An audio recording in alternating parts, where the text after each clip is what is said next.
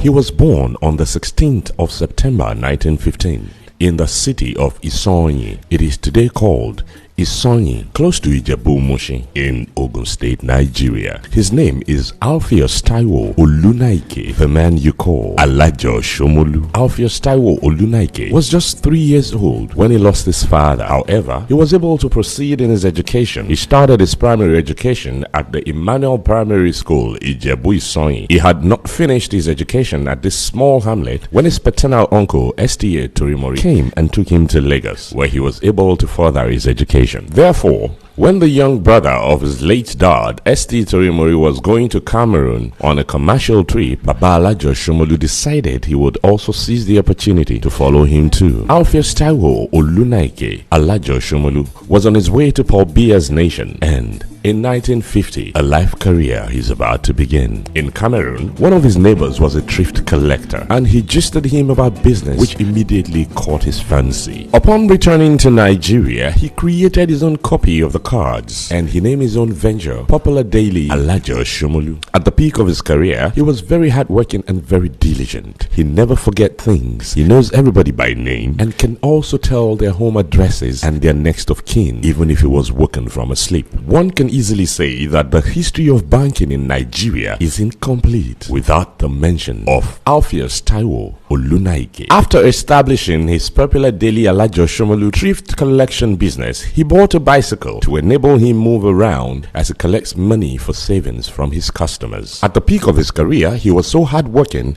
and diligent at his work that sayings were coined in his name, such as Ori Ekpebi Alajo Shomolu tó fodidi ọdún mẹ́ta gbowó àjọ tí ò kọrúkọ lẹ̀ tí ò sì ṣíwókà. Ori Ekpebi Alajo Shomolu tó ta mọ́tò tó ra kẹ̀kẹ́. Yes, it is true. One sold his car to buy a rally bicycle to enable his business move faster. One very interesting thing is that many people actually think the story of Alajo Shomolu is a myth, a legend, or that it never existed. It did truly exist. Baba Alajo Shomolu's popularity and prosperity grew so much, he built his first house at number 10 Odunokan Street in Ijesha. He later sold the house to the Deeper Life Ministry and built another one at Olorunkemi, Owotutu area, Bariga, Lagos. In a short while, his fame spread like wildfire. He was the thrift collector to the entire axis of Awolowo Market, Onyegbo Market, Olaleye, Maltu, Ojuwoye, Babaolosa, Sandgross, and of course, Shomolu, where he got the nickname Alajo Shomolu. His customers fell in love with him.